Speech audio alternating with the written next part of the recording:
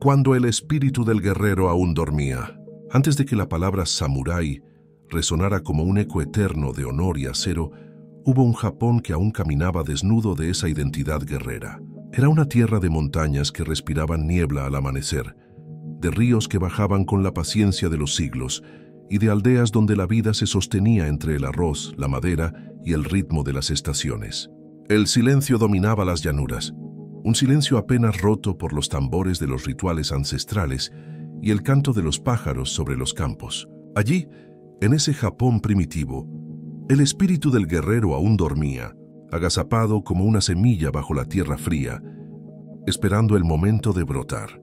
Imagina esa escena, un archipiélago aislado del mundo, rodeado por mares que actuaban como murallas invisibles. La sociedad estaba organizada en clanes que veneraban a los kami, las deidades de la naturaleza.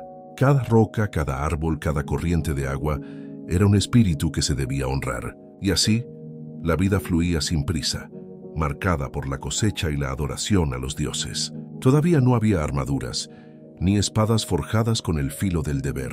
Había lanzas de madera, arcos rudimentarios y herramientas de caza que se usaban más para defender la aldea de los animales salvajes que para enfrentar a otros hombres. Era un Japón agrícola, ritual y profundamente espiritual. Los relatos que más tarde recogerían los textos antiguos, como el Kojiki o el Nihon Shoki, hablaban de dioses que descendían del cielo y héroes que fundaban linajes. Pero en aquel entonces, esos relatos no eran historia, eran presente vivo, eran la forma de comprender el mundo y de darle sentido. Cada clan creía provenir de una divinidad, y esa creencia era la base de su fuerza. El poder se sostenía en lo sagrado, no en la espada. Sin embargo, donde hay hombres, tarde o temprano surge el conflicto. Al principio esas disputas eran pequeñas.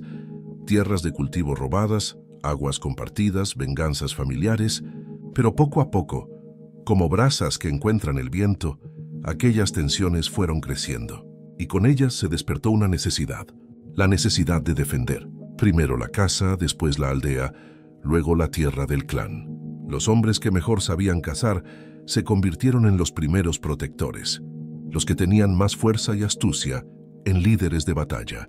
Sin darse cuenta, Japón estaba gestando a su propia casta guerrera, aunque aún no tuviera nombre.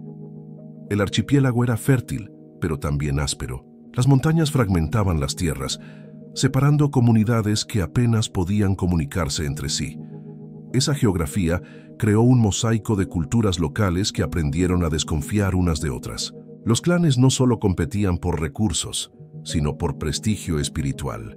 En cada santuario, los líderes buscaban demostrar que los kami favorecían a su pueblo, y nada mostraba mejor ese favor que la victoria sobre un rival. Así la guerra, aunque todavía incipiente, empezó a convertirse en un lenguaje que todos comprendían. Los primeros conflictos marcaron un cambio. Las armas dejaron de ser simples herramientas. Comenzaron a forjarse con intención de matar. Las lanzas se hicieron más largas, los arcos más tensos, las espadas más firmes. Las batallas, aunque pequeñas, enseñaron a los hombres que la fuerza no bastaba. Era necesario el valor, la disciplina y el sacrificio. El espíritu del guerrero comenzaba a desperezarse, a abrir lentamente los ojos en medio de la bruma de los campos.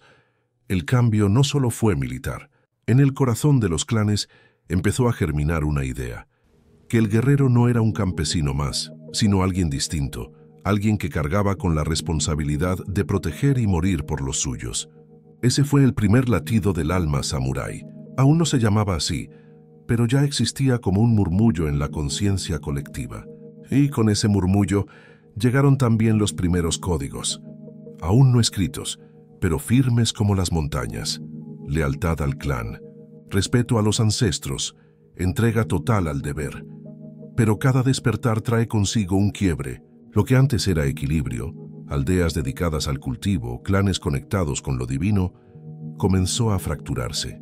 El honor dejó de medirse solo en rituales religiosos o en las cosechas abundantes, y empezó a medirse en la sangre derramada por el clan. Quien podía defender a los suyos era venerado como héroe, y quien no lo hacía era visto como un peso muerto en la comunidad.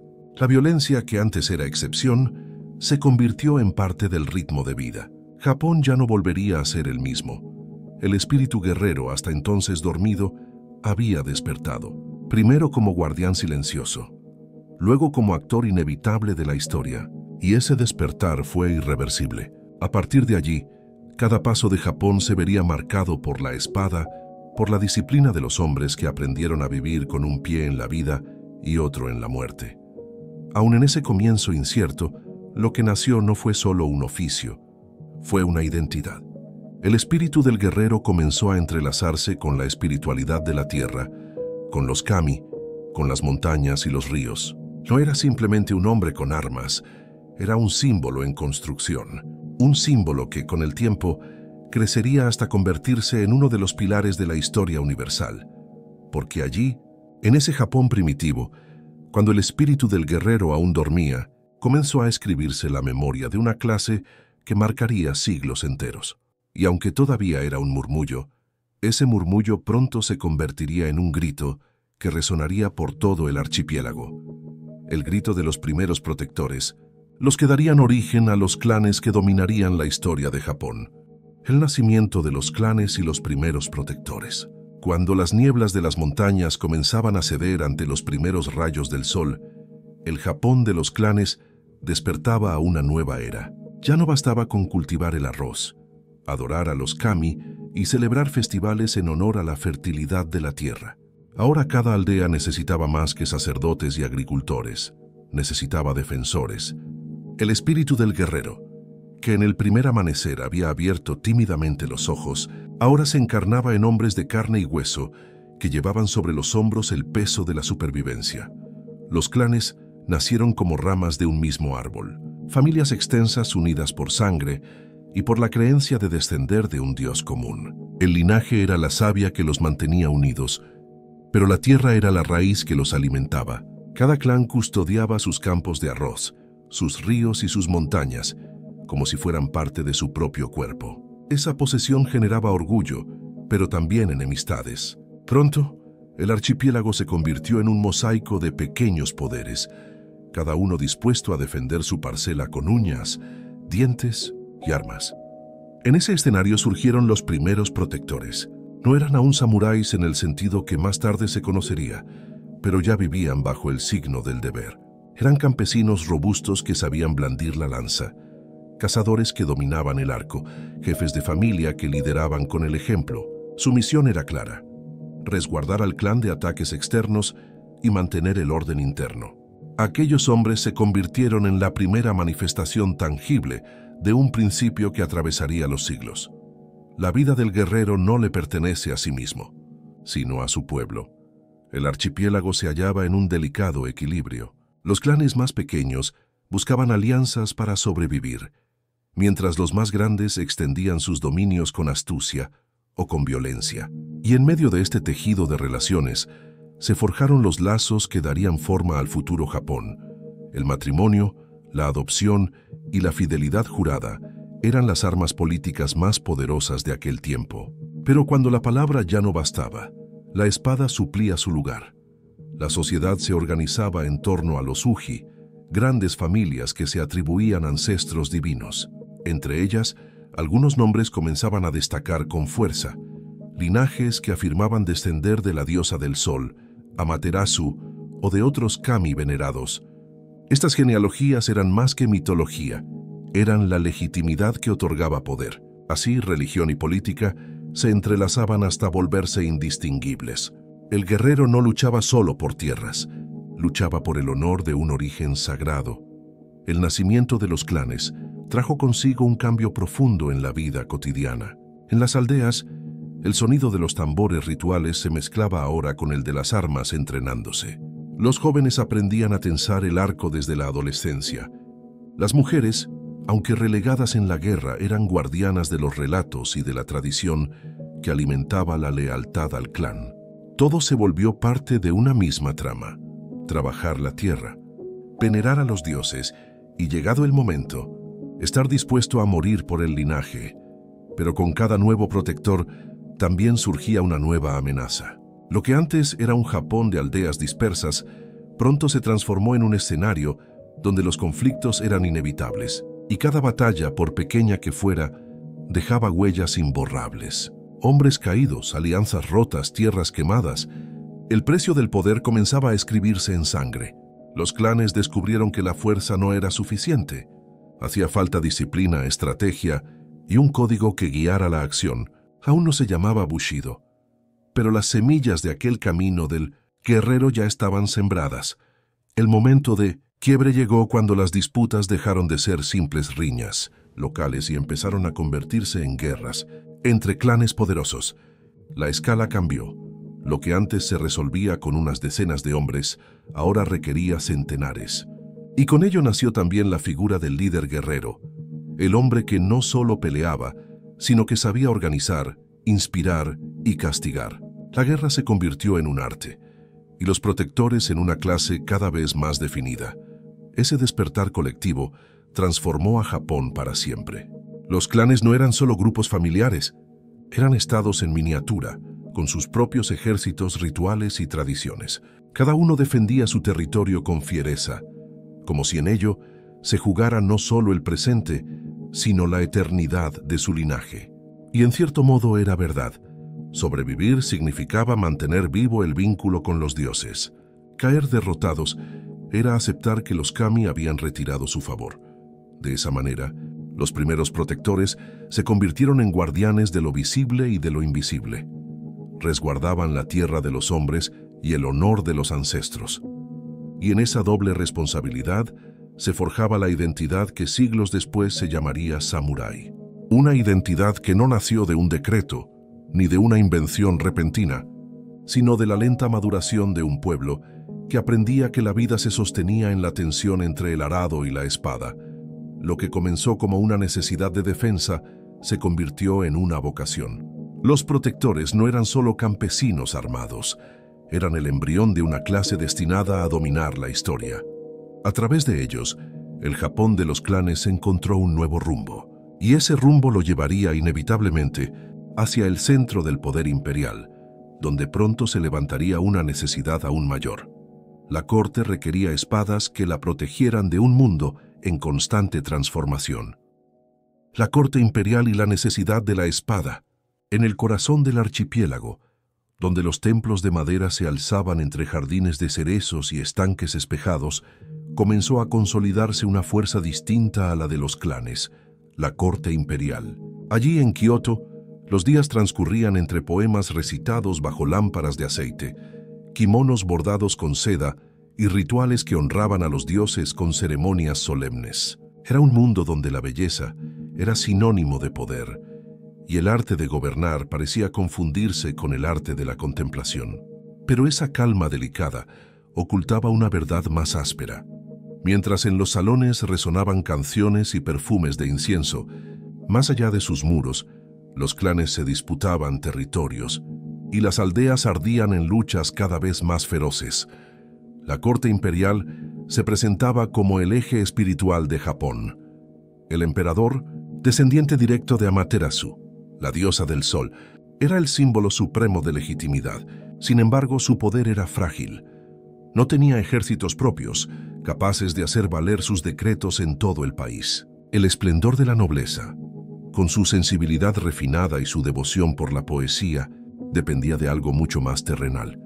Hombres armados que protegieran las fronteras, sofocaran rebeliones y garantizaran que los tributos llegaran hasta los palacios. La corte, que soñaba con el cielo, descubrió que necesitaba espadas bien afiladas en la tierra. Los clanes que se alzaban en torno al poder imperial fueron los primeros en ofrecer su fuerza como guardianes. Algunos lo hicieron buscando prestigio, otros para asegurar privilegios políticos y otros simplemente para sobrevivir en un país donde la violencia se expandía como un incendio en la pradera seca. Así nació una relación ambigua y duradera.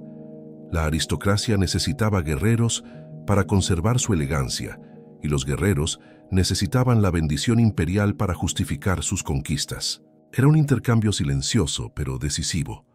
La época Heian, iniciada en el año 794 después de Cristo, marcó este encuentro entre lo estético y lo marcial. Kioto se convirtió en un centro de esplendor cultural.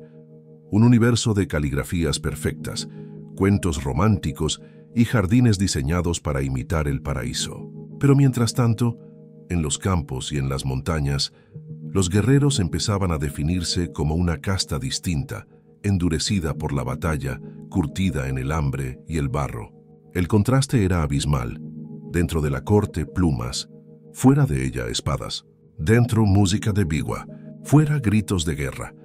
El emperador se mantenía como figura sagrada, pero el verdadero pulso del poder empezó a inclinarse hacia aquellos hombres que sabían morir sin temblar. Los protectores de los clanes se convirtieron en servidores de la corte, guardianes de templos, mensajeros armados y poco a poco en la fuerza indispensable para sostener el orden. En esa transición, la figura del guerrero dejó de ser un campesino con armas y comenzó a perfilarse como un oficio, una vocación que exigía disciplina y lealtad absoluta. Los primeros en asumir este papel lo hicieron casi sin darse cuenta. Sus nombres no siempre quedaron escritos en los registros, pero su presencia cambió la historia. Fueron ellos quienes mantuvieron en pie la autoridad imperial en tiempos de rebeliones, quienes enfrentaron levantamientos locales y aseguraron que la palabra del emperador, aunque distante, aún pesara en las aldeas lejanas. Su función era doble: asegurar la paz y recordarle al pueblo que el orden venía de lo divino. El quiebre llegó cuando la nobleza, atrapada en su propio mundo de refinamiento, comenzó a depender casi por completo de estos hombres de armas. Lo que en un principio fue un servicio ocasional, se transformó en una estructura permanente. Las guerras ya no eran improvisadas. Los ejércitos ya no eran un conjunto de campesinos armados de urgencia. Eran fuerzas cada vez más organizadas, entrenadas y definidas por una sola misión: proteger, conquistar, imponer. Ese cambio marcó el inicio de una fractura silenciosa en el Japón antiguo. Mientras la corte vivía en su burbuja de arte y poesía, los guerreros descubrían que ellos eran los verdaderos pilares del poder. Sin su fuerza, los decretos eran palabras vacías. Sin su espada, el emperador no era más que un símbolo aislado. Y esa conciencia, aunque aún latente, sería la semilla de futuras transformaciones. Así, el Japón del refinamiento imperial se sostuvo sobre una paradoja. Los que escribían poemas eran protegidos por quienes escribían la historia con sangre. Los que soñaban con eternidad espiritual se apoyaban en hombres que caminaban cada día con la muerte como compañera. Dos mundos opuestos y sin embargo entrelazados. La corte imperial, al abrir sus puertas a la necesidad de la espada, despertó algo que no podría volver a dormir. Los guerreros ya no serían simples protectores de clanes dispersos. Ahora tenían un lugar dentro del engranaje del poder nacional. Y en esa fusión entre la gracia de la corte y la rudeza del campo, nació el espacio perfecto para que el término Bushi, el hombre de armas, el servidor del poder, comenzara a tomar forma como una identidad única. Bushi, el origen del término samurái. En las llanuras donde el viento agitaba los campos de arroz, en las montañas donde los templos resonaban con campanas al amanecer, y en los pasillos de la corte donde los nobles recitaban versos bajo lámparas de aceite. Una palabra comenzó a germinar. Era un término que al principio apenas se susurraba, pero que poco a poco se volvió indispensable. Bushi. Aquellos que lo portaban no eran simples hombres armados, eran los que dedicaban su vida entera al servicio de un señor, a la defensa de un linaje y a la preservación de un orden que se sostenía entre la fragilidad de la paz y la brutalidad de la guerra. El vocablo Bushi, el hombre de las armas, no surgió de la nada. Fue el reflejo de una transformación profunda. Durante siglos, los protectores de los clanes habían sido campesinos que alternaban la cosecha con la defensa. Pero ahora, al calor de las guerras y las necesidades imperiales, apareció una nueva figura. Hombres que ya no vivían de sembrar ni de comerciar, sino de la espada. Su vida entera giraba en torno a la guerra, al entrenamiento constante y a la lealtad sin fisuras hacia el señor al que servían. Ese término, sin embargo, no solo describía una ocupación, era también un signo de identidad. Llamarse Bushi implicaba aceptar un destino marcado por la muerte, una vida regida por el deber, un alma que debía estar lista para la entrega total. Poco a poco, el nombre se volvió prestigio. No cualquiera podía ser considerado bushi. Había que demostrar valor en la batalla, disciplina en el entrenamiento y fidelidad inquebrantable. En paralelo, otra palabra comenzó a tomar forma, saburau, que significa servir o estar al lado. De esa raíz nació el término samurái. Al principio era una manera de describir a aquellos que asistían y servían a los poderosos, pero con el tiempo la palabra trascendió su sentido literal. Ser el que sirve dejó de ser un rol menor y se transformó en el corazón de una filosofía. El samurái era aquel que encontraba honor en el servicio, que descubría grandeza en la obediencia absoluta, que hallaba sentido a la vida, en la posibilidad de entregarla sin dudar. El Japón de ese tiempo fue testigo de este nacimiento lingüístico y espiritual. Los pergaminos de la época empezaron a registrar la presencia de estos hombres, y las crónicas hablaban de guerreros que luchaban no solo por la victoria, sino por el honor de morir bien. El samurái no era simplemente un soldado, era un ideal en construcción, un reflejo humano de un código aún invisible, pero ya latente en cada gesto de lealtad y sacrificio. Los clanes más poderosos comenzaron a consolidar grupos de bushi a su servicio. Estos no eran ejércitos improvisados, sino fuerzas organizadas, disciplinadas, unidas por juramentos solemnes. La corte imperial, en su refinada fragilidad, miraba con asombro cómo estos hombres se convertían en el verdadero escudo del poder. En ellos se encarnaba la paradoja de Japón, una cultura que veneraba la belleza efímera de las flores de cerezo, pero que al mismo tiempo confiaba en la dureza del acero para sostener su continuidad.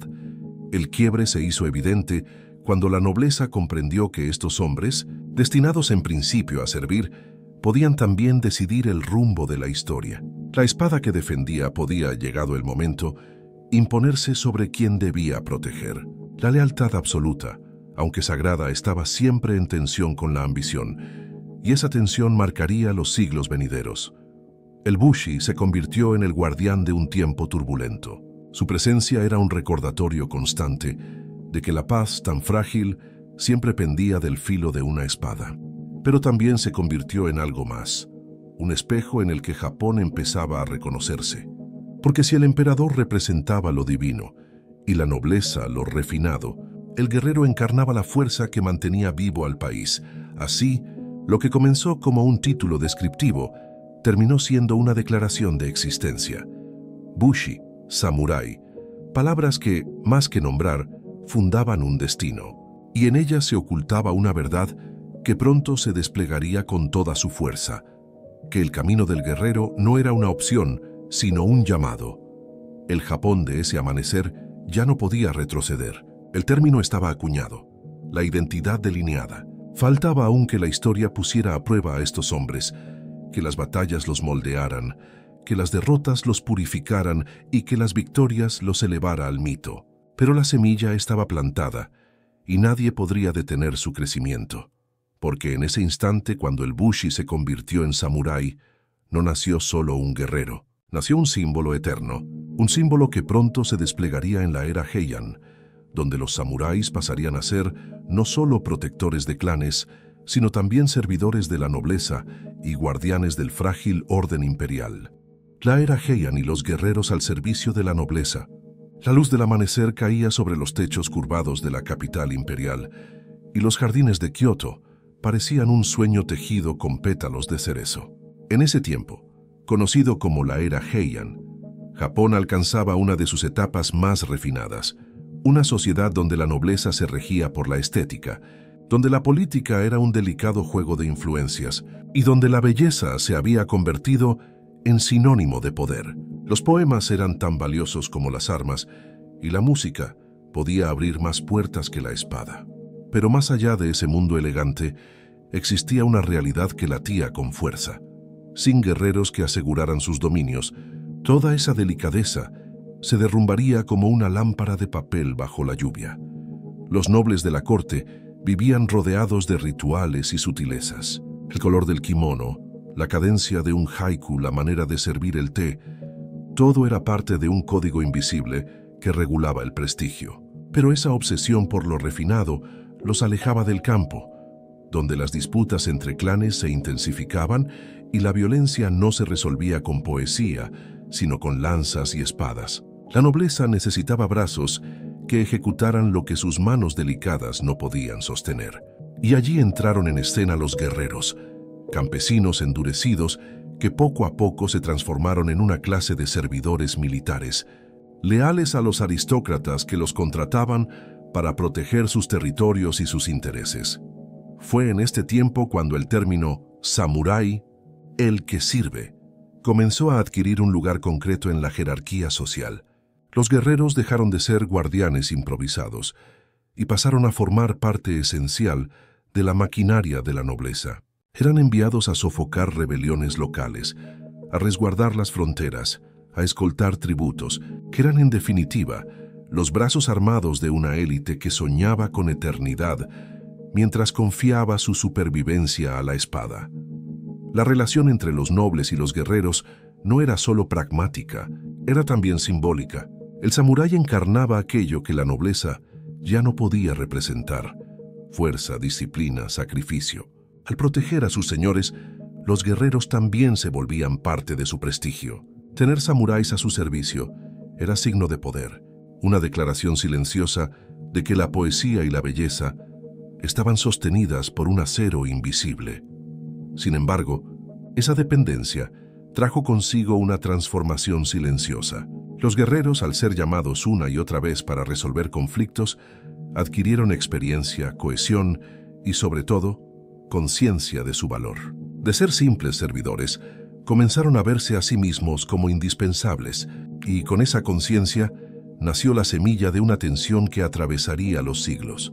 La nobleza vivía en el esplendor de las artes, pero el verdadero pulso del poder estaba en quienes empuñaban la espada.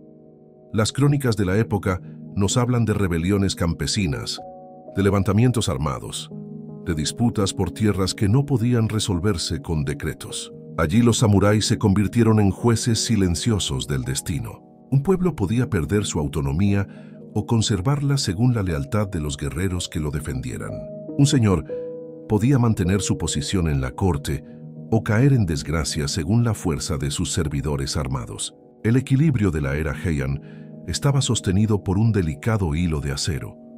El momento de quiebre llegó cuando algunos clanes guerreros, en lugar de limitarse a servir, empezaron a consolidar su propio poder. Ya no eran solo defensores de la nobleza, eran protagonistas de un nuevo orden que empezaba a formarse. La guerra dejó de ser un recurso aislado y se convirtió en un modo de vida, en un campo donde la lealtad se probaba con sangre. La espada, que había nacido como herramienta de servicio, se transformó en símbolo de identidad. La era Heian, con su esplendor cultural y su dependencia militar, fue el crisol donde el samurái se definió como figura social. En medio de la poesía, los rituales y la espiritualidad, el guerrero se alzó como el contrapunto necesario, el guardián silencioso que aseguraba que el sueño de la nobleza pudiera continuar.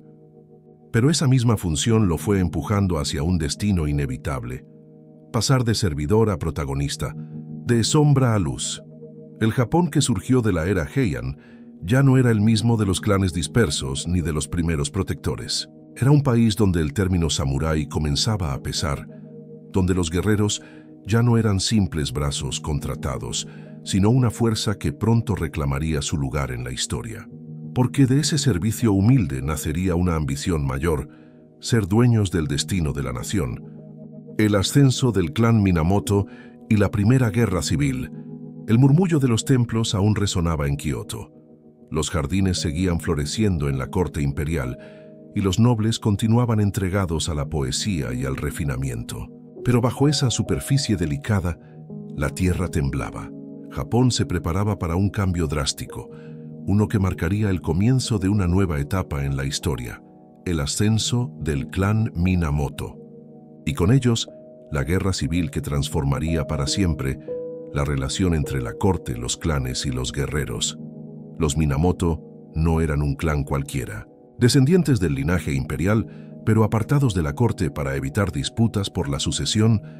Estos hombres encontraron su lugar lejos de los jardines delicados y los salones perfumados.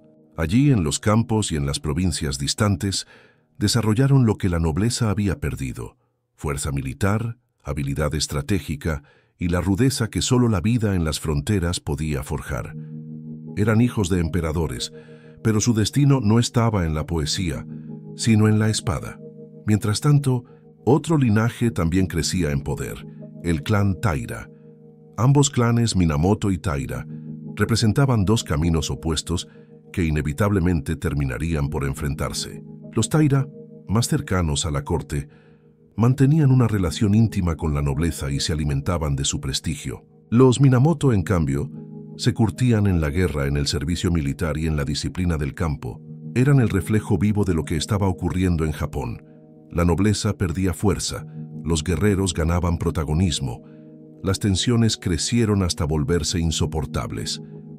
Las disputas por el control de los territorios, los privilegios imperiales y la influencia sobre el emperador convirtieron la política en un campo de batalla silencioso que, tarde o temprano, estallaría en violencia abierta. Y estalló. A mediados del siglo XII después de Cristo, Japón fue arrastrado a la guerra de Hogen y poco después a la guerra de Heiji.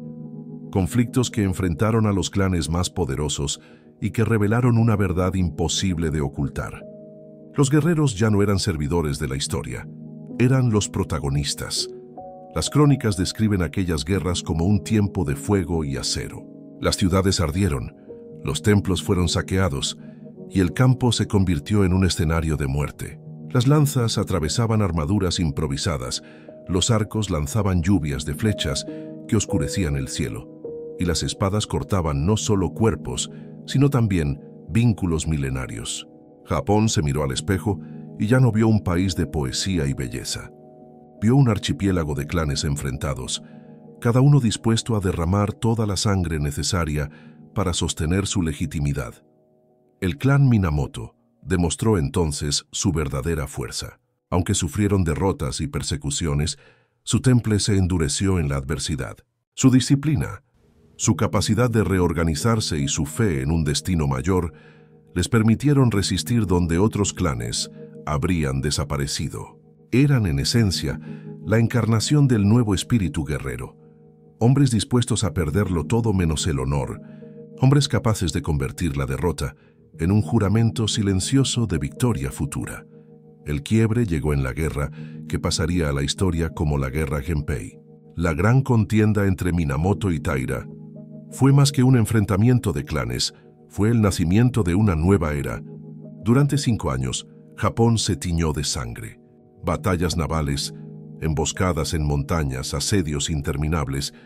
El país entero se convirtió en escenario de un drama colosal, donde cada combate era una apuesta por el destino del archipiélago. Y en ese drama, los Minamoto demostraron que no eran solo un clan, que eran una fuerza destinada a dominar.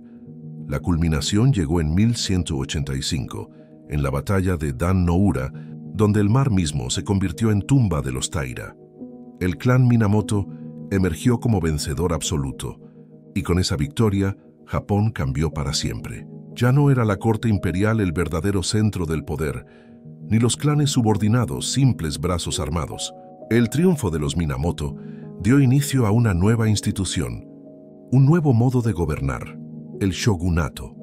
Lo que había comenzado como una disputa por privilegios en la corte terminó siendo la primera gran guerra civil de Japón, el punto de quiebre que marcó el paso de un país gobernado por la nobleza a uno regido por los guerreros. Y en esa transformación, los samuráis dejaron de ser siervos para convertirse en la columna vertebral del poder político y militar. El ascenso de los Minamoto no fue solo el triunfo de un clan, fue el despertar de un nuevo orden. El Japón de la era Heian daba sus últimos suspiros y un nuevo sol se alzaba en el horizonte, el sol del shogunato, donde el acero y el honor dictarían el destino de toda una nación. Kamakura y el primer shogunato. Cuando las aguas de Dan no Ura aún guardaban los ecos de la derrota Taira, Japón amaneció bajo un nuevo orden. Por primera vez en su historia, el poder no residía en los jardines perfumados de Kioto, ni en la fragilidad de la corte imperial, sino en la espada de un guerrero, Minamoto no Yoritomo. Fue él quien, tras la victoria de su clan, levantó en la ciudad costera de Kamakura la sede de un gobierno distinto, uno que cambiaría para siempre la manera en que Japón se concebía a sí mismo: el shogunato. El emperador seguía existiendo, rodeado de poetas, monjes y nobles que aún creían ser el centro del mundo, pero su autoridad se había convertido en un reflejo distante, un símbolo sagrado sin fuerza real. El verdadero poder se trasladó al shogun, el general en jefe, título concedido a Yoritomo y a sus descendientes, quienes gobernarían no desde el lujo refinado de Kioto, sino desde la rudeza práctica de Kamakura. Así comenzó la primera dictadura militar de Japón, un régimen en el que la clase guerrera, los samuráis, se alzaron como protagonistas indiscutibles. Kamakura no era Kioto, no tenía la majestuosidad de los templos ni los jardines diseñados como paraísos. Era una ciudad áspera, estratégica, situada frente al mar con colinas que ofrecían defensa natural y caminos que conectaban con las provincias. Ese contraste reflejaba perfectamente la nueva realidad. La poesía cedía paso a la disciplina, el lujo a la austeridad, el símbolo a la espada. En esa sencillez dura, el shogunato encontró su fuerza. El gobierno militar no se sostenía en un palacio, sino en una red de lealtades. Los samuráis se convirtieron en vasallos directos del shogun, ligados por juramentos solemnes y recompensados con tierras o privilegios. Este sistema, basado en la reciprocidad del deber y la recompensa, consolidó la estructura feudal japonesa. Los guerreros ya no eran servidores de la nobleza, eran ahora la élite política y social, los pilares del nuevo Japón. Las crónicas narran que bajo el mando de Yoritomo, el país alcanzó una estabilidad que la corte nunca había logrado. Se establecieron normas estrictas para regular las disputas, se organizó la administración de las tierras y se consolidó un sistema judicial donde los samuráis dictaban sentencias. El Japón de Kamakura era un país regido por la espada, pero también por un orden férreo que imponía respeto. El quiebre vino con la evidencia de que el emperador, aunque aún venerado como descendiente de los dioses, había quedado relegado a un rol ceremonial. La política ya no se decidía en los palacios de Kioto, sino en las asambleas de guerreros en Kamakura, y esa fractura entre el poder simbólico y el poder real marcaría la identidad de Japón durante siglos. Un país donde la espiritualidad y la tradición miraban hacia el emperador, pero donde las decisiones concretas nacían del filo de la katana. El primer shogunato fue también la primera gran prueba para los samuráis. Ya no bastaba con ser guerreros leales en el campo de batalla. Ahora debían ser administradores, jueces, servidores de un sistema que los colocaba como custodios del país entero. La espada debía acompañarse de la palabra, y la lealtad debía expandirse más allá del clan hasta abarcar un orden nacional. Era el inicio de una identidad compleja, el samurái no solo como guerrero, sino como cimiento del Estado. Así, con el ascenso del clan Minamoto y la fundación del shogunato de Kamakura, Japón entró en una nueva era. La corte imperial siguió existiendo, pero relegada a un segundo plano. El poder se había desplazado hacia los hombres de acero y disciplina, hacia quienes vivían con la muerte como compañera y el deber como guía. El Japón de Kamakura fue el laboratorio donde la clase samurái se forjó como fuerza política, social y espiritual. Y aunque ese orden pronto sería puesto a prueba, dejó una huella indeleble. Por primera vez los guerreros habían dejado de ser sombras, para convertirse en los dueños de la luz, el código del bushido y la moral del acero. En los campos donde los cerezos florecían cada primavera y se marchitaban con la misma rapidez, los samuráis aprendieron a mirar la vida como un instante fugaz, bello y condenado a desaparecer. Esa contemplación del mundo, unida a la dureza de la guerra y a la disciplina del servicio, dio origen a algo más profundo que las espadas que portaban, un código de vida, un sendero espiritual que guiaría cada una de sus acciones. Ese sendero fue llamado Bushido, el camino del guerrero.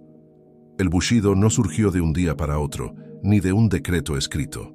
Nació de la experiencia acumulada, de las batallas libradas, de las lealtades probadas y de los sacrificios que marcaron generaciones. Era un conjunto de principios que no se transmitían en manuales, sino en el ejemplo vivo de los maestros y en las historias contadas al calor de la noche.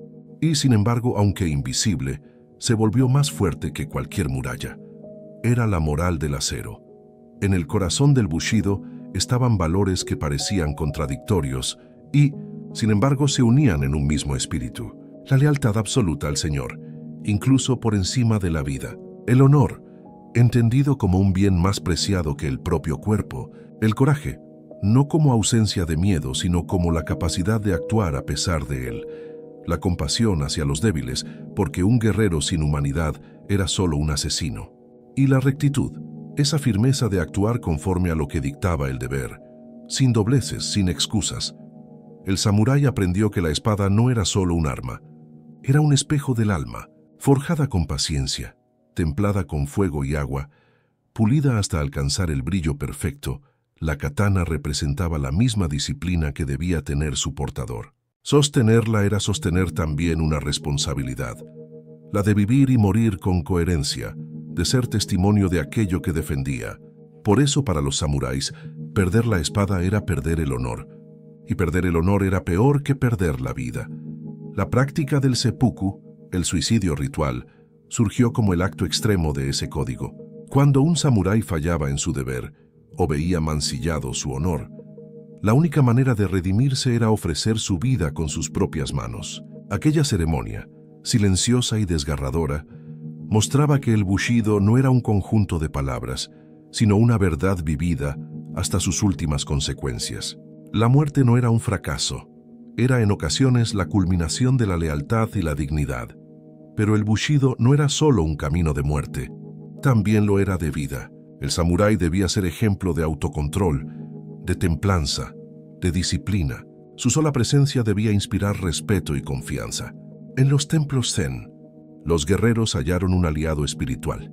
La meditación, el silencio, la contemplación de lo efímero reforzaban la idea de que el verdadero poder no estaba en el músculo, sino en la mente serena que sabe decidir en medio del caos. El acero de la espada debía estar acompañado por el acero del espíritu. El momento de quiebre ocurrió cuando este código, nacido como práctica íntima y no escrita, se convirtió en la norma de toda una clase. Ya no era solo la conducta esperada de un guerrero ejemplar, era la identidad que definía lo que significaba ser samurái.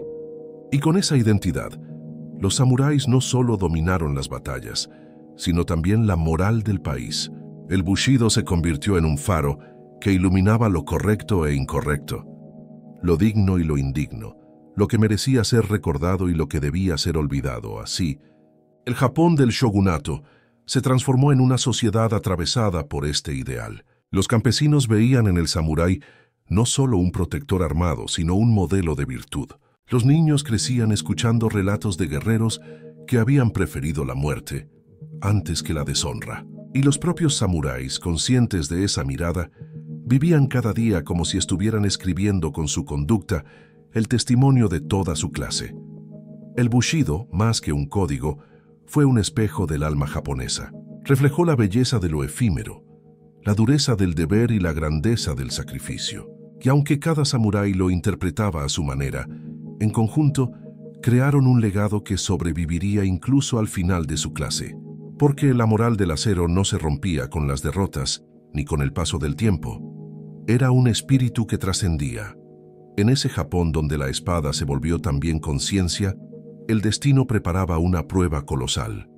Muy pronto, del horizonte lejano llegarían vientos extranjeros que amenazarían con arrebatarlo todo. Y solo el acero templado en el Bushido sería capaz de resistir la tormenta. Mongoles en las costas, los vientos divinos. El mar siempre había sido para Japón un muro protector, una frontera natural que aislaba al archipiélago de las grandes tormentas políticas del continente. Durante siglos, los japoneses habían vivido convencidos de que esas aguas infinitas eran su escudo más seguro.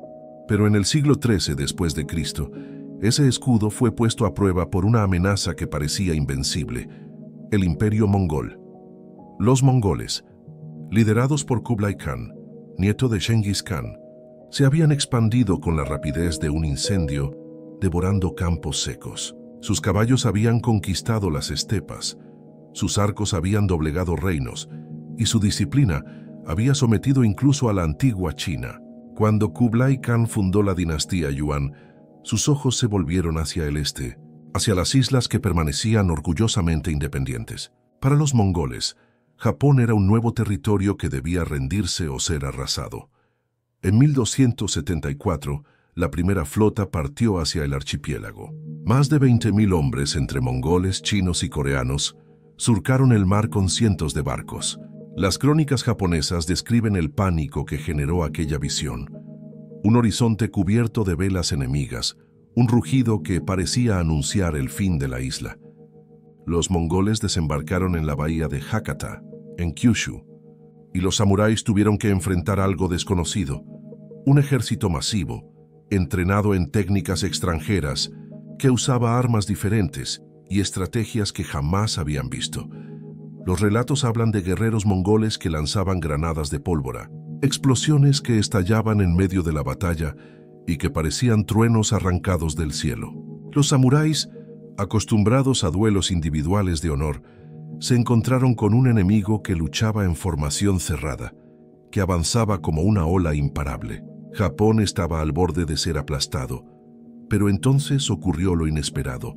Una tormenta se levantó sobre el mar, oscureciendo el cielo y desatando vientos furiosos. Las olas golpearon sin piedad a la flota invasora, destrozando barcos, hundiendo tropas y dispersando el ejército enemigo.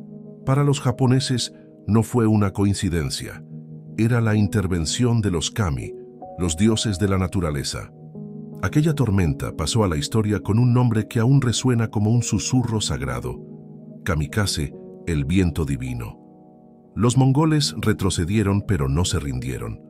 En 1281 regresaron con una flota aún más gigantesca, más de 140.000 hombres en miles de barcos, en lo que fue la mayor expedición naval de la Edad Media. El Japón entero se preparó para resistir. Los samuráis fortificaron las costas, levantaron muros de piedra y se organizaron como nunca antes. La batalla fue feroz, con enfrentamientos continuos durante semanas, y cuando parecía que la isla no podría resistir, otra vez el cielo intervino. Una tormenta aún más devastadora se desató, arrasando la flota mongola y convirtiendo el mar en un cementerio de madera y cadáveres.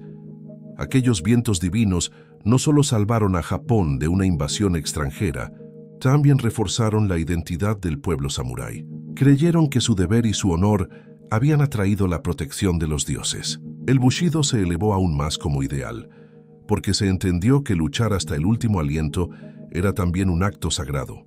Japón no solo había vencido al enemigo más temible de su tiempo, había confirmado que su destino estaba protegido por fuerzas invisibles. El quiebre que dejaron las invasiones mongolas fue profundo. El shogunato de Kamakura sobrevivió gracias a esa victoria, pero también quedó debilitado económicamente, pues mantener las defensas había costado enormes recursos. Los samuráis que habían luchado con valor no recibieron nuevas tierras como recompensa, porque no se había conquistado nada, solo se había defendido. Ese descontento sembró tensiones que más tarde fracturarían el orden establecido. Sin embargo, más allá de la política, lo que quedó grabado en el alma japonesa fue la convicción de que eran un pueblo elegido. Los kamikaze no solo habían protegido sus costas, habían sellado la idea de que la unión entre la espada y los dioses era indestructible. Y ese mito acompañaría a los samuráis durante siglos, recordándoles que cada batalla librada tenía un eco en lo divino. Así, el Japón que emergió de las invasiones mongolas era un país endurecido y orgulloso, consciente de su fragilidad, pero también de su destino especial. Los vientos divinos no solo habían barrido al enemigo, también habían marcado para siempre la memoria del pueblo. Y pronto, tras aquella victoria celestial, llegaría un tiempo de sombras y fracturas internas, el colapso del orden que abriría las puertas a los siglos de guerra. El colapso del orden y los siglos de guerra. El rugido de los vientos divinos aún resonaba en la memoria de los samuráis, como un recordatorio de que los dioses habían protegido a Japón frente a la amenaza mongola. Pero tras esa victoria celestial, lo que se desplegó no fue un tiempo de gloria, sino un lento y doloroso colapso. El shogunato de Kamakura, que había alcanzado su apogeo bajo la fuerza de los Minamoto, comenzó a resquebrajarse desde adentro, carcomido por tensiones económicas, rivalidades políticas y un sistema que ya no podía sostenerse. La defensa contra los mongoles había exigido una movilización gigantesca de guerreros, recursos y fortificaciones. Muros de piedra fueron levantados en las costas de Kyushu. Ejércitos enteros permanecieron en estado de alerta durante años, y el tesoro del shogunato se agotó en mantener un país preparado para una guerra interminable. Cuando los vientos divinos finalmente destruyeron a la flota enemiga, los samuráis esperaban recompensas, tierras nuevas, botines de conquista, reconocimiento tangible de su sacrificio. Pero no hubo nada que dar. Japón no había expandido sus dominios, solo había defendido lo que ya tenía. La frustración se extendió como una sombra. El descontento de los guerreros se convirtió en una grieta profunda. Muchos samuráis, sin las recompensas prometidas, comenzaron a vivir en la pobreza dependiendo de sus señores o recurriendo al pillaje. El honor, que debía ser su alimento, ya no bastaba para sostener la vida de sus familias. Así, la lealtad empezó a tambalear y el tejido del poder se desgarró lentamente. La corte imperial, que nunca había aceptado del todo su relegación a un rol simbólico, vio en esta fragilidad una oportunidad. El emperador Go-Daigo intentó recuperar la autoridad perdida, desafiando al shogunato y encendiendo una guerra que dividiría al país en dos facciones irreconciliables: los que apoyaban al emperador y los que permanecían leales al shogunato. Este enfrentamiento marcó el inicio de lo que la historia recordaría como una época de fracturas interminables. De esa crisis surgieron nuevos actores, clanes guerreros que ya no obedecían ciegamente ni a la corte ni al shogunato, sino que buscaban imponerse por sí mismos. Entre ellos, brillaron con fuerza los Ashikaga, que lograron instaurar un nuevo shogunato en 1336. Pero lejos de traer estabilidad, lo que inauguraron fue una era marcada por intrigas, traiciones y luchas continuas. El Japón de los siglos siguientes se transformó en un tablero de guerra perpetua, donde cada señor feudal, los daimyo, gobernaba sus tierras como un pequeño reino independiente, con ejércitos propios y ambiciones sin límite. Las aldeas ardían en nombre de señores distantes. Las cosechas eran saqueadas para alimentar ejércitos. Los templos, antes refugios de paz, se convertían en fortificaciones. Los samuráis, que habían nacido como servidores leales, se convirtieron en piezas de un juego mucho más cruel. Ya no luchaban solo por honor, sino por supervivencia, por ambición y por el poder cambiante de sus amos. El quiebre se hizo total con el inicio de la era Muromachi, en la que las disputas se volvieron el pulso mismo del país. El Japón, que había resistido unido frente al extranjero, se desangraba ahora en guerras internas interminables. El orden colapsó, y en su lugar nació un tiempo que los cronistas describieron como caótico, brutal, un tiempo en el que la traición y la conquista eran tan comunes como la respiración. De ese caos surgiría, sin embargo, una nueva forma de entender el poder. Los siglos de guerra que se abrían ante Japón serían también los que templarían la figura del samurái como nunca antes. Ya no como guardián de la corte, ni como simple servidor de un señor, sino como protagonista absoluto de un país en llamas.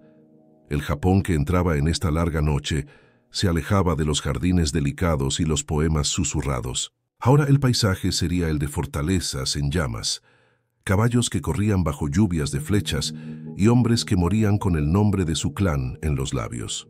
Era el inicio de una era oscura, pero también del escenario donde los samuráis revelarían la grandeza y la dureza de su espíritu, porque del colapso del orden nacería la tormenta más larga de su historia, los siglos de guerra que pronto serían conocidos como la era Sengoku, donde traición, honor y conquista se entrelazarían hasta convertir el archipiélago en un campo de batalla perpetuo. La era Sengoku, traición, honor y conquista.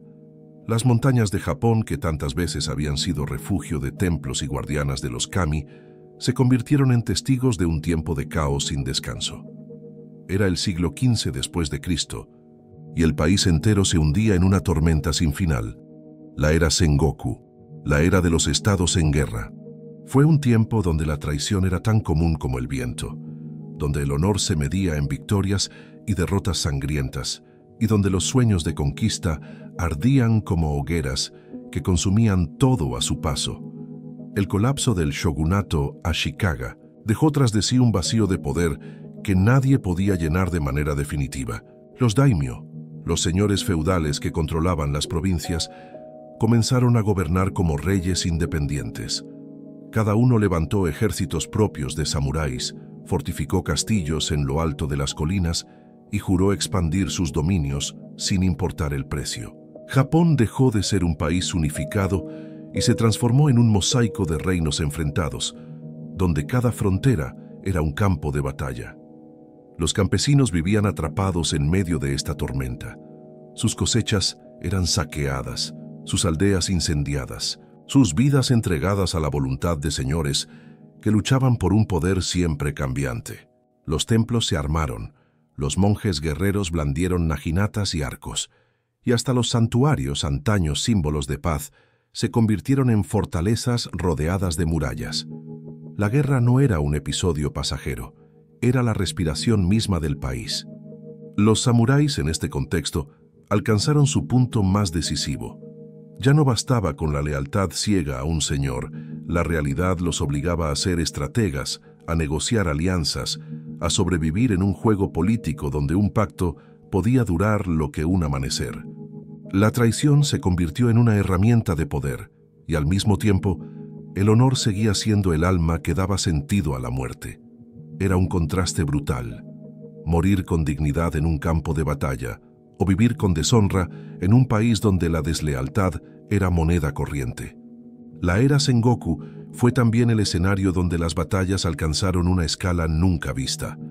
Miles de samuráis, arqueros, lanceros y ashigaru, soldados de a pie reclutados de entre los campesinos, se enfrentaban en campos donde el sonido de los tambores y las banderas de colores marcaban el inicio de cada jornada sangrienta.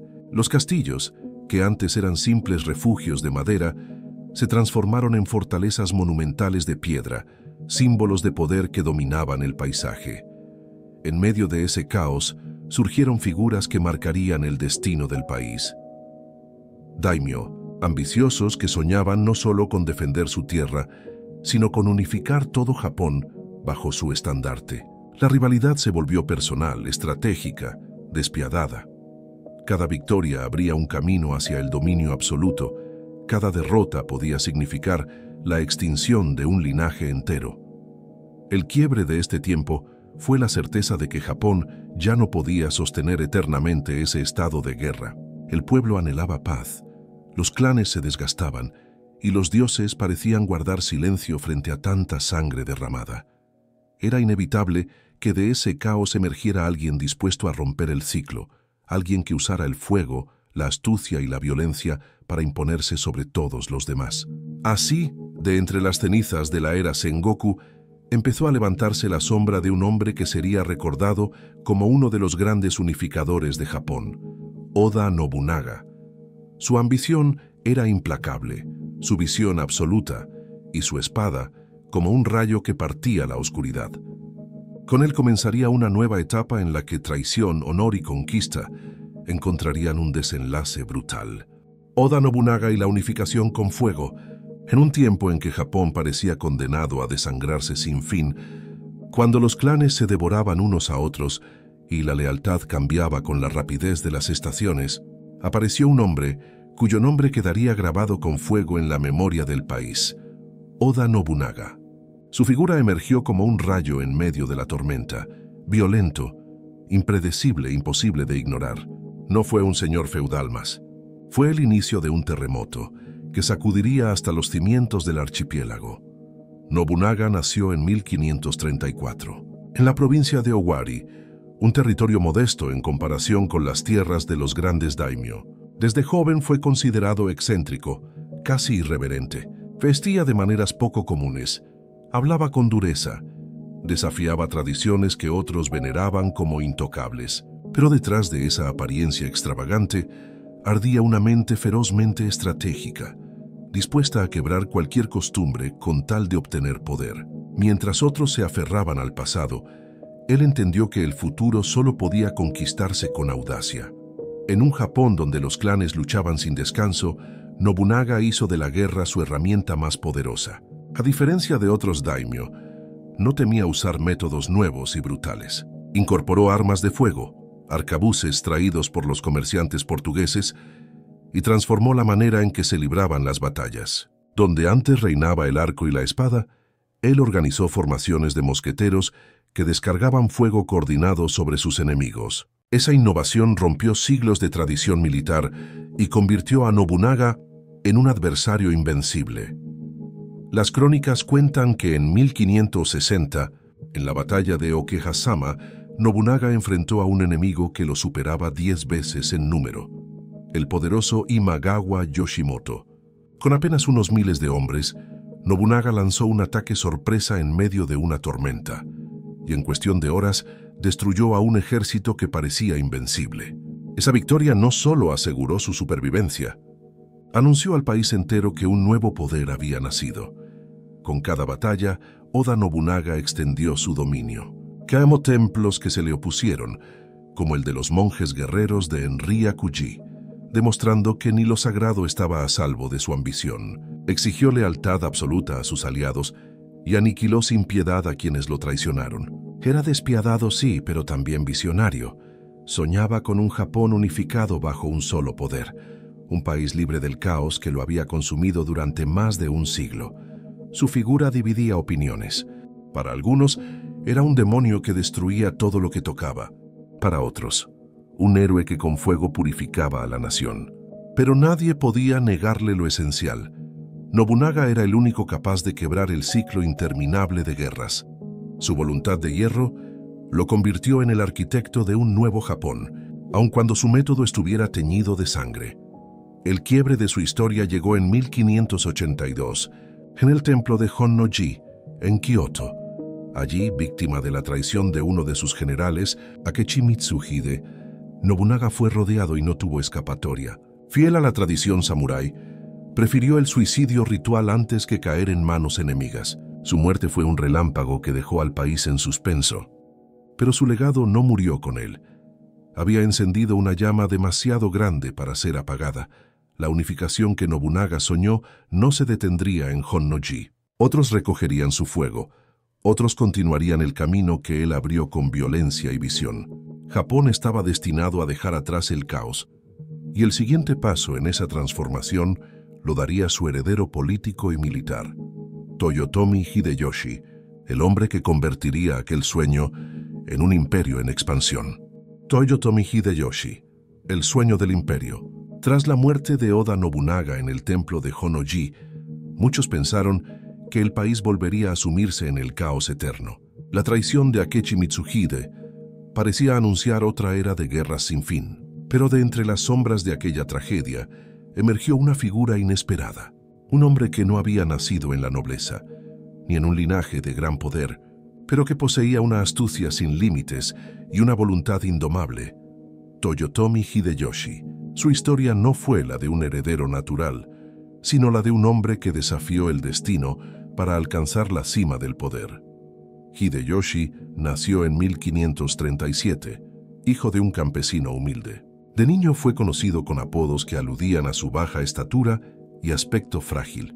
Nunca fue el samurái clásico de gran linaje y espada heredada, pero tenía algo más valioso: la inteligencia para ver lo que otros no veían. Se unió a las filas de Oda Nobunaga como un servidor menor, un portador de sandalias, y poco a poco, con astucia y lealtad, ascendió entre los rangos. Su vida se convirtió en una parábola de lo imposible, de campesino sin título a líder supremo del país. Cuando Nobunaga cayó en la traición, Hideyoshi actuó con una rapidez fulminante. Derrotó a Mitsuhide en la batalla de Yamasaki, vengando a su señor y reclamando para sí el liderazgo del proceso de unificación. Con diplomacia y fuerza, con pactos y conquistas, fue reuniendo bajo su control las provincias dispersas. Pero a diferencia de Nobunaga, que imponía fuego y miedo, Hideyoshi supo combinar la guerra con la persuasión política. Allí donde Nobunaga destruía, Hideyoshi negociaba. Allí donde Nobunaga imponía terror, Hideyoshi ofrecía orden. Bajo su mando, Japón conoció un respiro de estabilidad. Consolidó el control central, pacificó territorios y reorganizó la estructura social. Fue él quien decretó que solo los samuráis tendrían derecho a portar armas, separando definitivamente a la clase guerrera del campesinado. Con ese gesto, elevó a los samuráis a un estatus único y consolidó su papel como columna vertebral del país. La espada ya no era de todos, era símbolo exclusivo de una casta que representaba el honor y la disciplina del Japón unificado. Pero Hideyoshi no se conformó con unificar el archipiélago. Su ambición fue más allá de las costas japonesas. Soñaba con un imperio que se extendiera sobre Asia, con conquistar Corea y abrir las puertas hacia China. En 1592, lanzó la primera invasión a la península coreana, movilizando un ejército gigantesco de samuráis. Durante años, sus tropas libraron batallas encarnizadas en tierras extranjeras, mostrando al mundo la ferocidad de la espada japonesa. Sin embargo, las dificultades logísticas, la resistencia coreana y la intervención de la dinastía Ming de China convirtieron esa campaña en un desgaste imposible. La segunda invasión, en 1597, tampoco logró los resultados esperados. Hideyoshi, ya enfermo, veía cómo su sueño imperial se desmoronaba bajo el peso de la realidad. Aún así, su visión quedó grabada en la memoria. Por primera vez, Japón había intentado proyectar su poder más allá de sus islas, impulsado por la ambición de un hombre que había nacido sin nada y que había llegado a gobernarlo todo. El momento de quiebre llegó con su muerte en 1598. Sin su liderazgo, el sueño del imperio se deshizo como castillo de arena. Las tropas regresaron derrotadas de Corea, y el vacío de poder abrió nuevamente las puertas a la incertidumbre. Sin embargo, el legado de Hideyoshi fue inmenso. Había demostrado que la unificación era posible, que Japón podía ser una sola nación bajo un mando fuerte y que los samuráis podían servir no solo a clanes dispersos, sino a un proyecto común. El campesino convertido en gobernante dejó tras de sí una enseñanza brutal. La grandeza no siempre nace de la sangre noble, sino de la voluntad. Y aunque su sueño imperial no se cumplió, preparó el terreno para quien vendría después. Un hombre que sí lograría consolidar una paz duradera, Tokugawa Ieyasu, el arquitecto del shogunato, que marcaría el destino de Japón por más de 2 siglos. Tokugawa Ieyasu y la paz bajo vigilancia.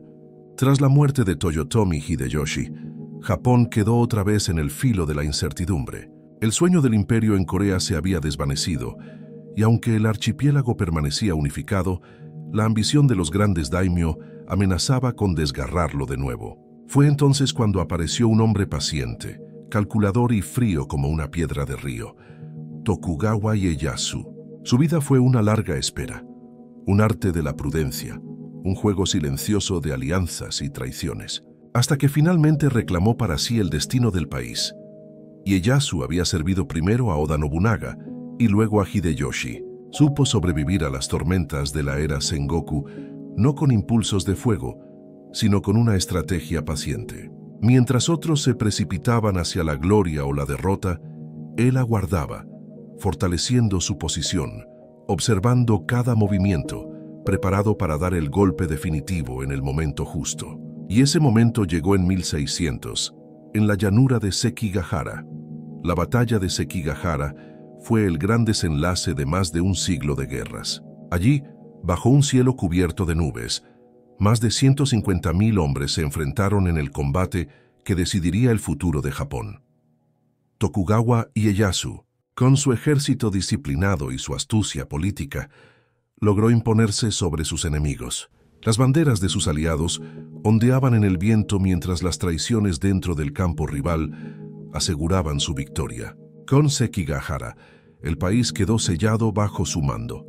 En 1603 el emperador lo nombró shogun, pero aquel título ya no era solo un honor militar, era la coronación de un sistema. Así nació el shogunato Tokugawa, que establecería su capital en Edo, la futura Tokio, y gobernaría Japón por más de 250 años.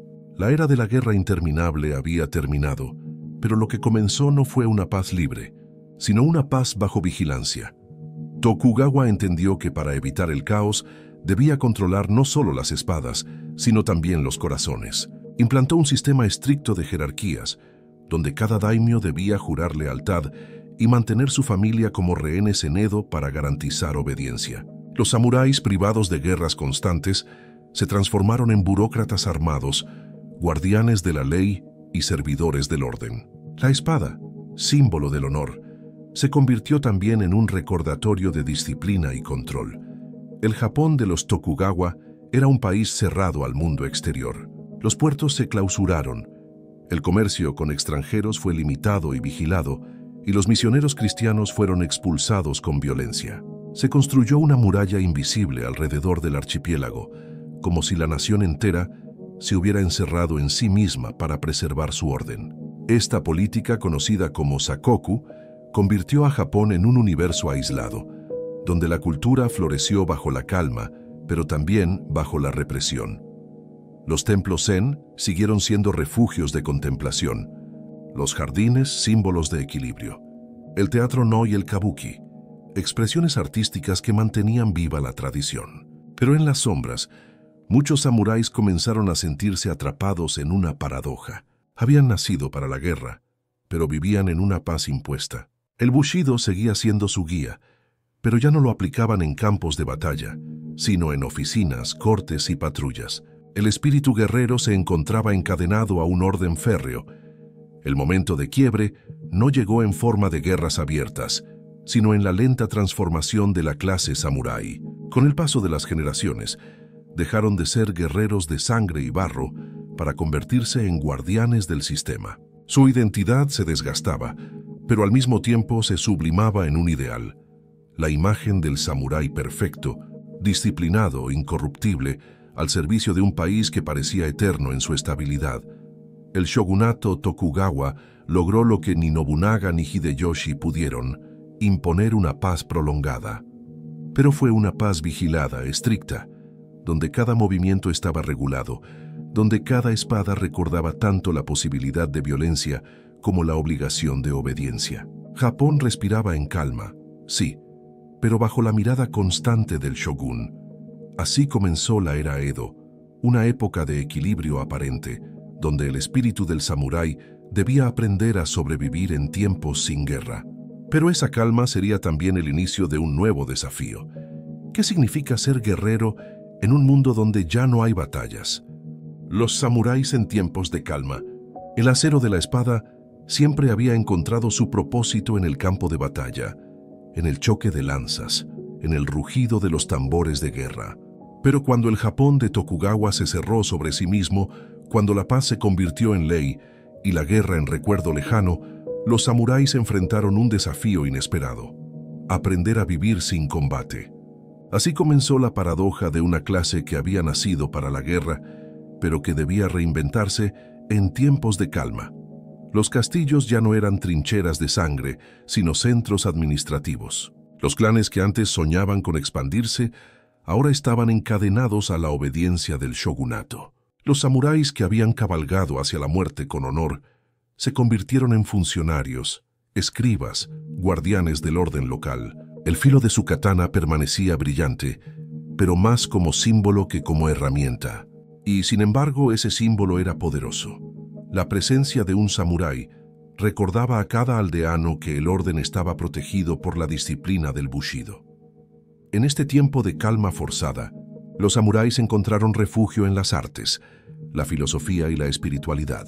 Muchos se dedicaron al estudio del confucianismo, que reforzaba la idea de jerarquía y deber, otros al zen, donde el silencio de la meditación sustituyó el estruendo de la batalla. La ceremonia del té, la caligrafía, la poesía, se convirtieron en campos donde ejercitar la misma disciplina que antes se aplicaba al arte de la guerra. La espada, aunque silenciosa, seguía presente como recordatorio constante de que la vida debía vivirse con honor, incluso en la quietud. Pero esa quietud también trajo sombras. Muchos samuráis comenzaron a sentir el peso de la inutilidad. Habían heredado un camino que hablaba de morir con dignidad en la batalla, y ahora se encontraban revisando registros, administrando impuestos o patrullando aldeas donde pocas veces ocurría un disturbio. Algunos se adaptaron y sublimaron su rol. Otros cayeron en la frustración, en la pobreza, en el vacío de una identidad que ya no encontraba campo para desplegarse. El ideal del Bushido se volvió aún más exigente, porque pedía vivir con honor incluso cuando no había guerra que luchar. La literatura de la época capturó esta tensión. Obras como el Hagakure, escrito en el siglo XVIII por Yamamoto Tsunetomo, exaltaban la idea de que el samurái debía vivir cada día como si ya estuviera muerto, preparado en cuerpo y alma para el sacrificio, aun si nunca llegaba la oportunidad de combatir. El honor se volvió interior, invisible, más cercano a la meditación que al estrépito de la espada. La batalla se trasladó al corazón. Resistir la monotonía, resistir la decadencia, resistir la tentación de abandonar el camino. El quiebre de esta época fue silencioso, pero profundo. Los samuráis se transformaron en una clase cada vez más desligada de la guerra real, pero más aferrada a un ideal de pureza moral. Su existencia se convirtió en una paradoja viviente. Guerreros sin guerras, soldados sin batallas, hombres que llevaban la muerte en el alma mientras vivían en tiempos de paz. Esa contradicción, aunque desgarradora, también los convirtió en símbolos eternos de disciplina y honor. El Japón de Edo se sostuvo en esa calma por más de 2 siglos, y durante ese tiempo, los samuráis fueron tanto guardianes del orden como guardianes de un mito que decía que incluso en la paz más larga, un guerrero verdadero debía vivir preparado para morir. La espada descansaba en su vaina, pero el espíritu seguía afilado, esperando el momento en que la historia inevitablemente reclamara de nuevo su filo. Y ese momento llegaría, porque la calma no dura para siempre, y la modernidad avanzaba lenta, pero implacable hacia el archipiélago. Muy pronto, el derecho a portar la espada, aquel privilegio que definía la identidad samurái, se vería cuestionado, y con él, el propio corazón de su existencia. El fin del derecho a portar la espada. Durante siglos, la katana había sido más que un arma. Era la extensión del alma del samurái, el símbolo de su deber y de su lugar en el mundo. Caminar con ella al cinto no era solo un privilegio, era una declaración silenciosa de identidad. Soy un guerrero, vivo para servir, muero con honor. Pero en el Japón del siglo XIX, cuando los vientos de la modernidad comenzaron a soplar con fuerza desde Occidente, ese privilegio empezó a tambalear, y lo que había sido el corazón de toda una clase se convirtió de pronto en una costumbre que debía desaparecer. El shogunato Tokugawa, tras más de 2 siglos de dominio, ya mostraba señales de desgaste. El mundo exterior tocaba a las puertas con insistencia. Barcos negros, cañones y embajadores llegaban a las costas japonesas exigiendo comercio y tratados. El aislamiento que había protegido al país se resquebrajaba, y con él también el orden que había mantenido viva la clase samurái. Los extranjeros traían nuevas armas, nuevas formas de guerra, nuevas ideas de gobierno. En ese contraste brutal, la espada ancestral comenzó a parecer un vestigio de otro tiempo. Los campesinos, que durante generaciones habían mirado a los samuráis como una casta superior, empezaron a cuestionar ese lugar. Muchos de ellos trabajaban la tierra con sudor interminable, mientras los guerreros, ya sin batallas, vivían del estipendio de sus señores. La paz prolongada había transformado a los samuráis en administradores, en burócratas, en guardianes de un orden rígido, y en un país que se modernizaba a marchas forzadas, aquella diferencia de clases comenzó a verse como un peso insoportable. El golpe final llegó con la restauración Meiji, iniciada en 1868.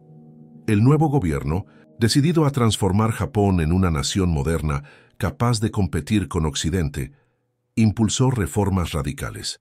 Entre ellas la más dolorosa para los samuráis, la prohibición de portar espada en público. La katana, que durante siglos había sido el alma del guerrero, quedó reducida a un adorno ceremonial, a una reliquia del pasado. Imagínalo, hombres que habían nacido y crecido con la convicción de que su vida estaba definida por el acero, obligados ahora a caminar desarmados entre campesinos, comerciantes y burócratas. La humillación no estaba solo en la pérdida de un privilegio, sino en la sensación de que su propia identidad había sido arrancada. Muchos sintieron que ya no eran samuráis, que la esencia misma de su existencia había sido abolida por decreto. El quiebre fue emocional y social. Algunos se adaptaron, convirtiéndose en militares modernos, en políticos, en maestros, en guardianes de un nuevo Japón. Otros, incapaces de aceptar aquel cambio, se sumieron en la pobreza, en el resentimiento, en la nostalgia de un mundo que ya no existía. Y hubo quienes eligieron morir antes que renunciar al camino. Samuráis que cometieron seppuku como acto final de fidelidad a un ideal que el mundo moderno había declarado obsoleto. El fin del derecho a portar la espada no fue solo un cambio legal. Fue el final de una era. Significó que el Japón feudal, con sus castillos, clanes y códigos ancestrales, había muerto. El país se adentraba en la modernidad, pero al precio de enterrar la identidad de la clase que lo había forjado durante siglos. Aún así, la katana no desapareció del alma japonesa. Aunque ya no podía brillar en las calles, siguió viva como símbolo, como memoria, como espíritu. El samurái ya no existía en la carne, pero su sombra seguía caminando en la historia. Y muy pronto, en medio de esa transición desgarradora, surgiría un último aliento de rebeldía, la rebelión de Satsuma, el grito final de una clase que se negaba a morir en silencio. El último aliento, la rebelión de Satsuma. El eco de las katanas ya no retumbaba en las calles de Japón. La restauración Meiji había decretado el fin del privilegio de portar espada, y con ello había roto el vínculo más profundo entre los samuráis y su identidad. Pero aunque las leyes pretendían enterrar esa tradición, el espíritu del guerrero no se resignó tan fácilmente a desaparecer. En 1877, en la provincia de Satsuma, ese espíritu volvió a rugir con una furia desesperada. Fue la última llama del viejo Japón, un aliento final que ardió con violencia antes de apagarse para siempre. La rebelión de Satsuma. En el centro de esta insurrección estaba un hombre cuya figura parecía salida de otra época, Saigo Takamori.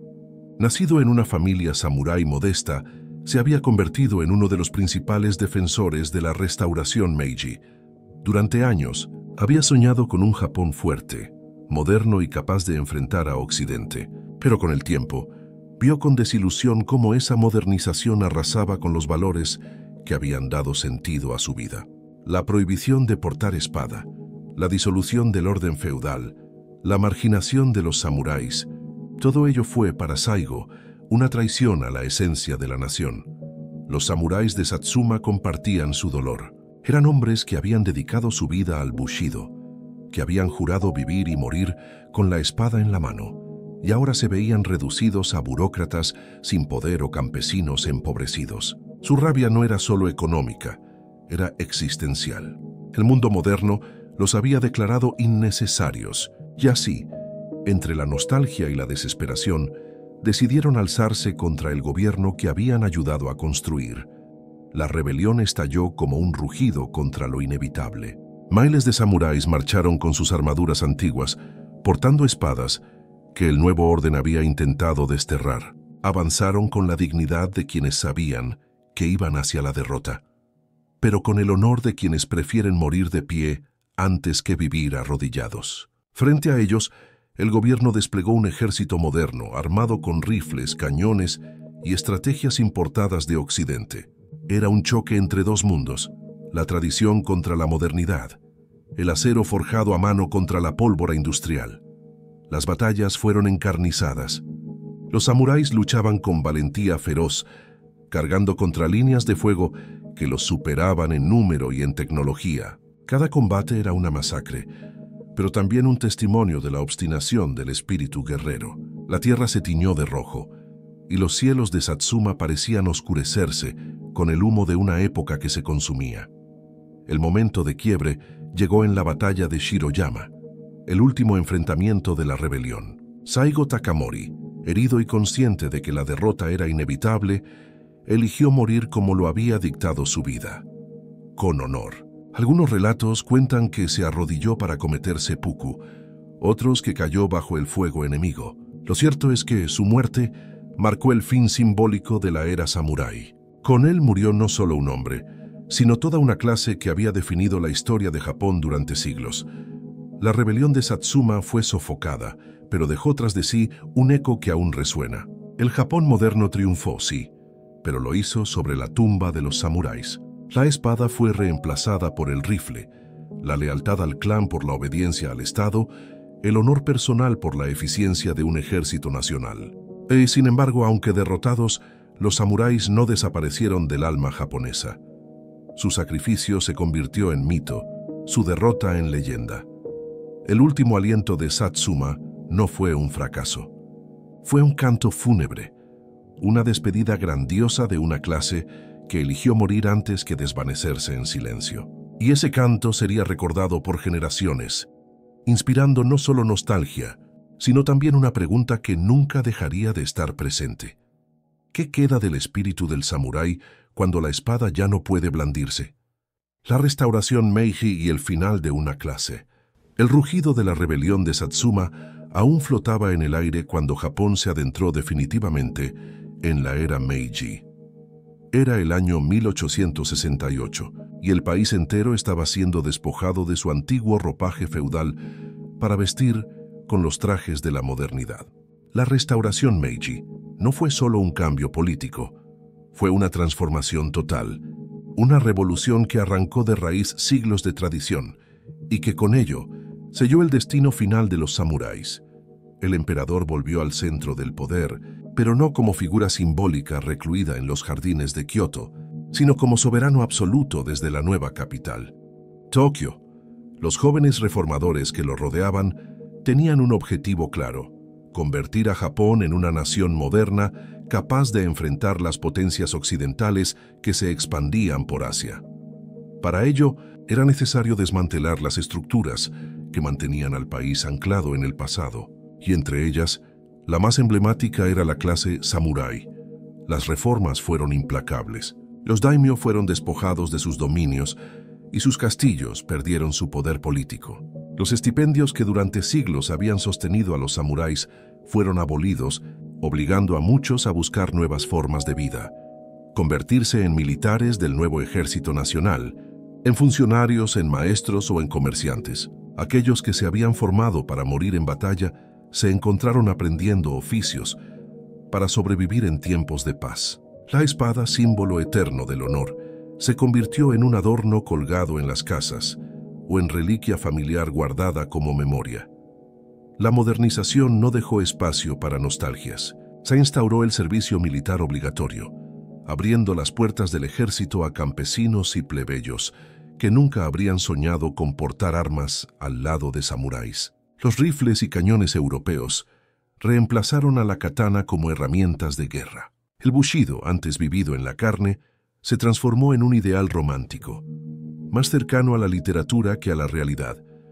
Para muchos samuráis, aquello fue una humillación insoportable. La clase que había sostenido a Japón con sangre y disciplina, que había escrito su historia durante siglos, fue declarada obsoleta por decreto. Algunos aceptaron el cambio con pragmatismo, otros se resistieron con violencia, como en Satsuma, y no pocos cayeron en la pobreza, incapaces de adaptarse al nuevo mundo. Así terminó una casta que había nacido en el campo de batalla y que murió en las oficinas de la modernidad. Pero la restauración Meiji no solo significó la muerte de los samuráis, también fue el inicio de un mito. La memoria de aquellos guerreros comenzó a ser idealizada, contada en historias, en cantos, en grabados que circulaban entre un pueblo que, aunque aceptaba el progreso, no quería perder el eco de su pasado. El samurái dejó de existir en la realidad, pero comenzó a renacer como símbolo del honor, del sacrificio, de la disciplina que había dado forma al alma japonesa. El quiebre fue irreversible. Japón avanzaba hacia fábricas, ferrocarriles, ejércitos modernos y diplomacia internacional. Los samuráis, que habían sido el corazón de la nación durante más de 7 siglos, se convirtieron en un recuerdo. Y sin embargo, ese recuerdo tenía una fuerza inmensa, como una sombra que acompaña al cuerpo incluso cuando el sol cambia de lugar. El final de la clase samurái no fue, en verdad, un final absoluto. Fue una transformación. Su espíritu, despojado de las espadas, comenzó a circular por otras formas, en la literatura, en el teatro, en el cine que pronto nacería, en los valores de disciplina y sacrificio que se inculcaron en el nuevo ejército nacional. El guerrero había muerto, pero el símbolo apenas comenzaba a vivir. Y así, en la era Meiji, Japón cerró un capítulo de acero y abrió otro de modernidad. Pero entre las chimeneas de las fábricas y los vagones de tren, el eco de los samuráis seguía latiendo, porque aunque la clase se extinguió, su memoria quedó sembrada en la cultura como un árbol que nunca deja de dar sombra. Samuráis en la memoria, el cine y la leyenda. Cuando la última espada fue envainada y la clase samurái se extinguió bajo las leyes de la restauración Meiji, muchos pensaron que ese espíritu desaparecería como el humo de una hoguera apagada. Sin embargo, lo que ocurrió fue lo contrario. El samurái, aunque muerto en la carne, renació en la memoria, en la cultura, en el arte, en la voz colectiva de un pueblo que se negó a dejarlo atrás. Lo que había sido vida se convirtió en mito, y lo que había sido una clase social se transformó en una leyenda universal. En Japón, la figura del samurái comenzó a idealizarse. Los relatos sobre sus batallas, su disciplina y su sacrificio se contaban como parábolas en templos y aldeas. Los grabados ukiyo-e los representaban con armaduras resplandecientes, katanas erguidas y miradas firmes. Aquellos guerreros que habían sufrido el ocaso de su tiempo fueron recordados no por sus derrotas políticas, sino por su espíritu indomable. El Bushido, que había sido un código de vida, se convirtió en un espejo moral, un camino que ya no se practicaba en el campo de batalla, pero que se transmitía como ideal de conducta y honor. Con la llegada del cine, la figura del samurái cruzó fronteras y se volvió inmortal. En la pantalla, los directores japoneses retrataron la complejidad de estos hombres, su grandeza y su fragilidad, su lealtad y sus dilemas. Películas como Los 7 samuráis de Akira Kurosawa llevaron a todo el mundo la imagen del guerrero que protege a los humildes, que enfrenta la muerte con serenidad, que lucha no solo por un señor, sino por un principio. Desde entonces, el samurái dejó de ser únicamente parte de la historia de Japón para convertirse en símbolo universal de disciplina, sacrificio y dignidad. Occidente también bebió de ese mito. Los códigos de caballería europeos encontraron un reflejo en el Bushido, y el samurái se transformó en una figura literaria y cinematográfica admirada en todos los rincones del planeta. Guerreros solitarios, maestros de espada, protectores de aldeas indefensas, todas esas imágenes brotaron de una raíz común, la de aquel Japón que había hecho de la muerte un camino de honor. El quiebre de la historia se convirtió en semilla del mito. Allí donde la clase samurái fue abolida, nació la leyenda que se multiplicó con más fuerza. En la memoria japonesa, el samurái representa la flor de cerezo, breve, hermosa y destinada a caer pronto, pero al mismo tiempo eterna en su significado. Y en el imaginario global, encarna la figura del guerrero que no se rinde, que vive con rectitud y que está dispuesto a darlo todo por aquello que considera justo. El espíritu samurái, aunque ya no recorre las calles de Edo, ni blande su espada en los campos de batalla, sigue vivo en la literatura, en el cine, en las artes marciales, en la filosofía de vida de quienes aún buscan en el Bushido una guía para la existencia. Lo que fue un hombre de armas se convirtió en un símbolo de humanidad. Y en esa permanencia silenciosa, Japón guarda todavía el eco de su antigua clase guerrera. Porque incluso hoy en el silencio de un dojo, en el trazo sereno de una caligrafía o en la mirada fija de alguien que elige la disciplina sobre la facilidad, late aún el alma del samurái, esa que no pudo ser extinguida por decretos ni modernidades, porque pertenece a lo eterno.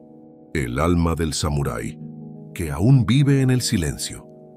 El tiempo pasó, los castillos se volvieron ruinas, los clanes desaparecieron y las armaduras se oxidaron bajo la lluvia. El Japón moderno se alzó sobre fábricas, ferrocarriles y ciudades iluminadas, y en ese nuevo paisaje Ya no hubo lugar para los antiguos guerreros. Sin embargo, algo quedó, algo que ni las leyes ni los fusiles pudieron borrar. El alma del samurái, invisible y silenciosa, siguió viviendo en el corazón de la nación y en la memoria del mundo. Ese espíritu no habita ya en la katana que cuelga en un museo ni en los pergaminos que cuentan hazañas pasadas. Habita en la disciplina de quien se levanta cada día con propósito, en la rectitud de quien elige la honestidad aunque cueste, en la calma de quien enfrenta la adversidad con serenidad. El samurái ya no recorre los caminos polvorientos de Edo, pero su eco está en cada acto de honor, en cada decisión que se toma con coraje frente al miedo. El bushido, que alguna vez fue guía de guerreros, se convirtió en herencia espiritual. Sus principios, lealtad, valentía, compasión, rectitud, trascienden la espada y se instalan en la vida cotidiana. Son recordatorio de que la verdadera batalla no siempre está afuera, en el campo abierto, sino dentro de uno mismo. La lucha contra la cobardía, la deshonra, la tentación de rendirse. El samurái, convertido en mito, también es espejo de lo humano. Su grandeza no está solo en sus victorias, sino en sus contradicciones, en sus dilemas, en la eterna tensión entre servir y desear, entre obedecer y soñar con libertad.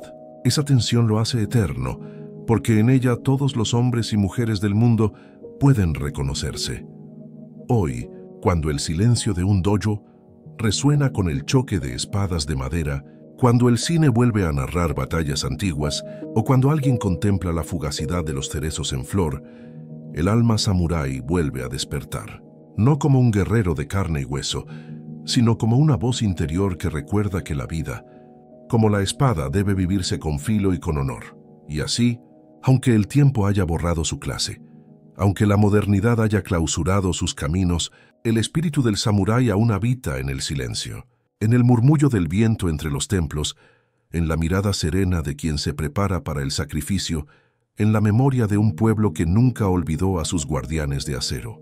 Porque mientras exista el honor, el coraje y la rectitud, el samurái seguirá vivo, no en las batallas, sino en el corazón humano que busca un camino verdadero.